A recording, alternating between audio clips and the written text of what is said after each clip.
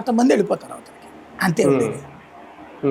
సరే, ఒక రకంగా అంటే ఇప్పుడు కార్మికుల యాంగిల్లో ఈ ఇష్యూ వెళ్తుంది కాబట్టి కార్మిక చట్టాలు ఎప్పుడు కార్మికులకు అనుకూలంగా ఉంటాయి కానీ యాజమాన్యానికి కాదు అంటారు.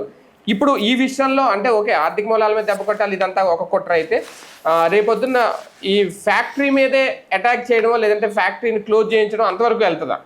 చేయించాలనే కదా ఇప్పుడు చేస్తుంది. లోపలికి ఏమి వెళ్ళకుండా ఇప్పుడు రోజుకి 5 కోట్లు 6 కోట్లు లాస్ అవుతుంది. 4 కోట్లని కోర్టుకు చెప్పారు, 6 కోట్లని పేపర్లో రాశారు వాళ్ళే, సాక్షి వాళ్ళు. సరే పోనీ 1 కోటి అనుకోండి. తర్వాత అసలు కంపెనీ ఇప్పుడు ఫస్ట్ ఏమవుతుంది మీకు, విజయవాడలో ఇప్పుడు సింగనగర్లో మామిడిపాకల దగ్గర లోటస్ అని ఉంటుంది. లోటస్ అని ఒక పెద్ద మన దాన్ని ఏమంటారు హౌసింగ్ ఏరియా ఉంటుంది. దాంట్లో అందరూ ఫ్లాట్లు అపార్ట్మెంట్లు ఉంటాయి. అది ఒకప్పుడు ఒక పరిశ్రమ. అట్లాగే తాడేపల్లిలో సిమెంట్ ఫ్యాక్టరీ ఉంటుంది. వీటిట్లలో చిన్న చిన్న అంశాలు, బోనస్, ఒక నెల బోనస్ గురించినో లేకపోతే శాలరీ హైక్ గురించినో జరిగిన ఉద్యమాలతో కంపెనీలు మూతపడ్డాయి.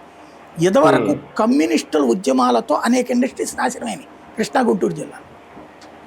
లాకౌట్లు ప్రకటించడమో మూసుకోవడమో. దాని తర్వాత అదే నాయకులు వాళ్ళు పార్టీలోనే ఉన్నారు. కార్మికులు రోడ్డును పడ్డారు. నెలల తరబడి అప్పుల పాలై ఆత్మహత్యలు చేసుకున్న వాళ్ళు, లేదా చివరికి షాపుల్లో గుమస్తాలుగా చేస్తున్న వాళ్ళు, లేదా ఏదో చోటకి వెళ్ళి బతుకుతున్న వాళ్ళు బోల్డ్ అంతమంది.